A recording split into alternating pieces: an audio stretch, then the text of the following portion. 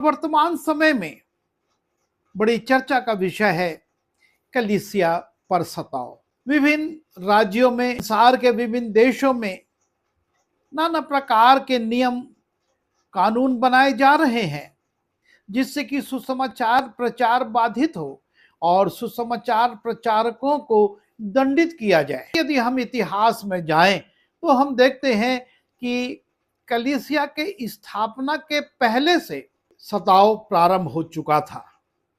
यीशु मसीह जो कि लोगों को चंगाई देते थे, अच्छी शिक्षा देते थे और लोगों की समस्याओं का निरावरण करते थे, उन पर भी सताव हुआ। पिलातुस कहता है मैं इसमें कोई दोष नहीं पाता और उसके बावजूद उसको 39 कोड़े मारे जाते हैं। गवर्नर कहता है कि मैं इसको निर्दोष पाता हूं और इसके रक्त से अपने हाथों को पानी से धोकर शुद्ध करता हूं, इसका रक्त मुझ पर ना आए। और उसको सबसे निंदित और सबसे पीड़ादायक मृत्यु दंड दिया जाता है।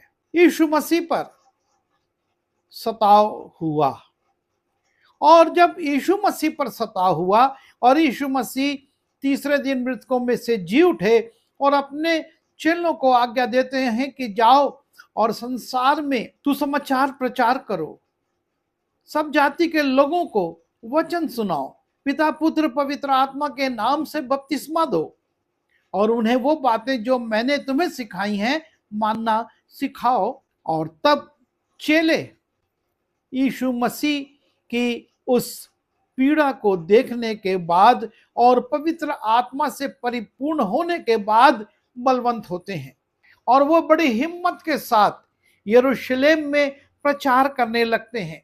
वो जो चेले डरते थे, भयभीत होते थे, पीछे हटते थे, वो अब सुसमाचार प्रचार कर रहे हैं। और जब उनको बुलाया जाता है कि तुम यीशु मसीह के नाम से प्रचार मत करो, उनको जवाब देते हैं, परंतु पतरस और यूहन्ना ने उनको उत्तर दिया कि तुम ही न्याय करो कि क्या ये परमेश्वर के निकट भला है कि हम परमेश्वर की बात से बढ़कर तुम्हारी बात माने, क्योंकि यह तो हमसे हो नहीं सकता कि जो हमने देखा और सुना है वो ना कहें। उनमें इतनी हिम्मत आ गई और वो अधिकारियों को कहते हैं कि हमने जो देखा है, हमने जो सुना है, हम तो वो बात कहेंगे, हमको कोई रोक नहीं सकता। और जब उनको सजा दी जाती है तो लिखा है वे इस बात से आनंदित होकर महासभा के सामने से चले गए कि हम उसके अर्थात यीशु के नाम के लिए निरादर होने के योग्य तो ठहरे और प्रतिदिन मंदिर में और घर में उपदेश करने और इस बात का सुसमाचार सुनाने से कि यीशु ही मसीह है ना रुके। सताव के बाद चेले और मजबूत हो गए। सताव हो रहा है, उन पर पीड़ाएं आ रही हैं, पर वो बड़े हियाव के साथ प्रचार कर रहे हैं। और उसके बाद स्तिफनुस को सिर्फ इसलिए कि वो यीशु मसीह के नाम का प्रचार कर रहा था, नगर के बाहर ले जाकर पत्थरवाह कर दिया जाता है, वो मर जाता है। और तब लिखा है उसी दिन यरूशलेम की कलीसिया पर बड़ा उपद्रव होने लगा और प्रेरितों को छोड़ सब के सब यहूदिया और सामरिया देशों में तितर बितर हो गए। एक सताव प्रथम कलीसिया पर आ गया। हम आज चर्चा करते हैं सताव की, लेकिन जो प्रारंभिक कलीसिया थी उस पर भी सताव आ गया और उसका एक बड़ा प्रभाव यह हुआ कि जो कलीसिया यरूशलेम में थी अब वो फैलने लगी। और लिखा है जो तितर बितर हुए थे वे सुसमाचार सुनाते हुए फिरे। जो तितर बितर हुए थे वो चुप नहीं रहे, भयभीत होकर शांत नहीं रहे, लेकिन वे सुसमाचार सुनाते हुए फिरे। और उस सताव पर जो कि यरूशलेम की कलीसिया पर शुरू हुआ था, उसका परिणाम यह होता है कि अब यरूशलेम के बाहर विश्वासी जा रहे हैं, तितर बितर हो रहे हैं। लोग सोचते हैं कि उन्होंने यरूशलेम की कलीसिया को नुकसान पहुंचा दिया, लेकिन अब वो दूसरी जगह जाकर चेले बना रहे हैं, प्रचार कर रहे हैं। और लिखा हुआ है, और फिलिपुस सामरिया नगर में जाकर लोगों में मसीह का प्रचार करने लगा। और जो बातें फिलिपुस ने कही, उन्हें लोगों ने सुनकर और जो चिन्ह वो दिखाता था उन्हें देखकर एकजुट होकर मन लगाया। अभी तो यरूशलेम में प्रचार हो रहा था, लेकिन सताव आया, स्तफनुस का वध किया गया, तो ये प्रचार अब सामरिया और दूसरी जगहों पर भी फैल गया और वहां पर लोग एकचित होकर मन लगा रहे हैं। ना सिर्फ कलीसिया पर सताव हुआ, लेकिन यीशु मसीह के चेलों के विषय में भी हम पढ़ते हैं कि उनको कितने सताव से गुजरना पड़ा। सिर्फ यूहन्ना को छोड़कर, जो कि सामान्य मौत मरा, सारे चेले बड़ी दर्दनाक मृत्यु का शिकार हुए। उन्हें बड़े दर्दनाक तरीके से मारा गया। तो काम उसके 12वें अध्याय के पहले पद में, उस समय हेरोदेस राजा ने कलीसिया के कई एक व्यक्तियों को दुख देने के लिए उन पर हाथ डाले। उसने यूहन्ना के भाई याकूब को तलवार से मरवा डाला। यीशु मसीह का चेला याकूब तलवार से मार दिया गया। और जब उसने देखा, अर्थात हेरोदेस ने देखा कि यहूदी लोग इससे आनंदित होते हैं, तो उसने पतरस को भी पकड़ लिया, पतरस को भी गिरफ्तार कर लिया गया। कलीसिया पर इस रीति से सताव आ रहा है, लेकिन चेले तितर बितर होकर प्रचार कर रहे हैं। और उन्हीं में से एक चेला थोमा भारत आया और भारत में उसने सुसमाचार सुनाया। भारत में ही उसका वध भी हो गया। जब वो प्रार्थना कर रहा था, एक व्यक्ति ने पीछे से आकर उसको खंजर भोंक दिया और वो मारा गया। लेकिन सुसमाचार प्रचार का काम रुका नहीं और बढ़ने लगा। सताव जितना बढ़ता गया, उतना ही अधिक कलीसिया भी बढ़ती चली गई। सन 70 में नीरो ने लोगों पर बड़ा अत्याचार किया।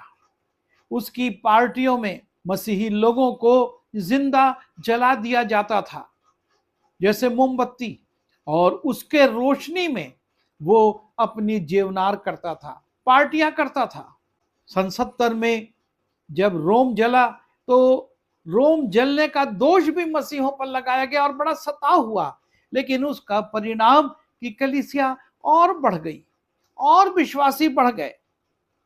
नीरो ने, डोमेशियन ने, कम्फर्ट ने और ओरेलियन ने, सबने बहुत अत्याचार करे।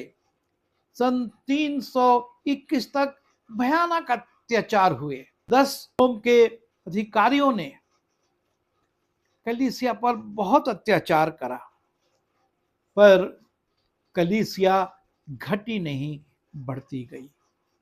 जब हम इब्रानी की पुस्तक में जाते हैं और इब्रानी उसके 11वें अध्याय में देखते हैं, टीकाकार बताते हैं कि इब्रानी की पुस्तक सन 64 से सन 68 के बीच में लिखी गई है।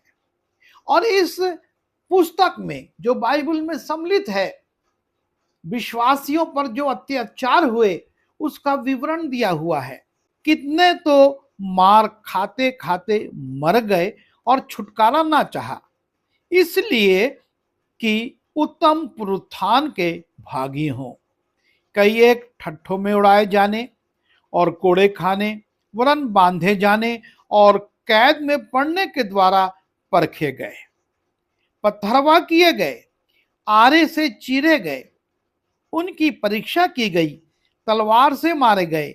वे कंगाली में और क्लेश में और दुख भोगते हुए भेड़ों और बकरियों की खाल ओढ़े हुए इधर उधर मारे मारे फिरे और जंगलों और पहाड़ों और गुफाओं में और पृथ्वी की दरारों में भटकते फिरे।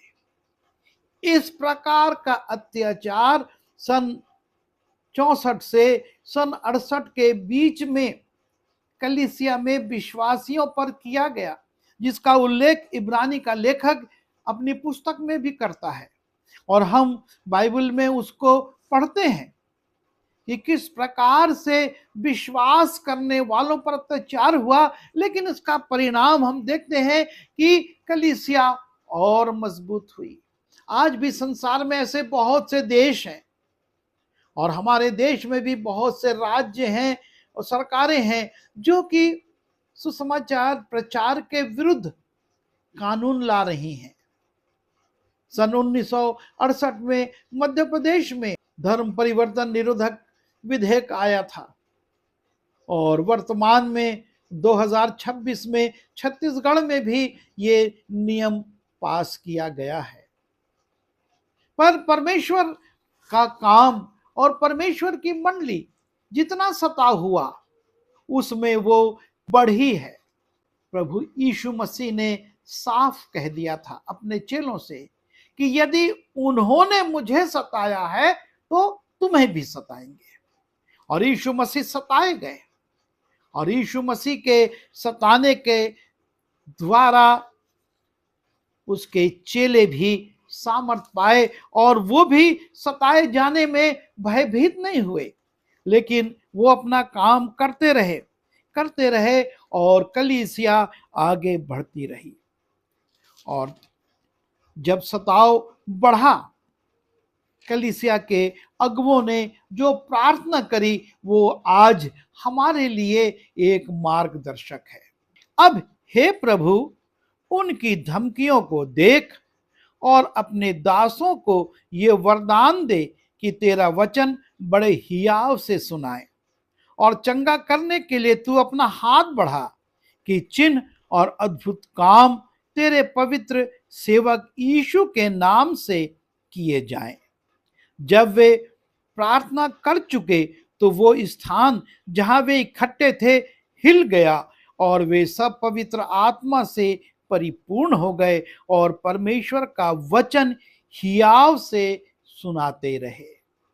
निंदा हो रही है, धमकियां दी जा रही हैं, उनको याजकों महायाजकों के सामने बुलाकर रोका जा रहा है, कहा जा रहा है कि इस नाम से तुम बात मत करो, प्रचार मत करो, तुमको दंड दिया जाएगा। और वो प्रार्थना कर रहे हैं कि हमको ऐसा वरदान दे कि तेरा वचन बड़े हियाव से सुनाए और सामर्थ के काम और अद्भुत चिन्ह यीशु मसीह के नाम से हम संसार को दिखाएं। और आज यही प्रार्थना हमारी भी हो, प्रभु हमको हियाव दे।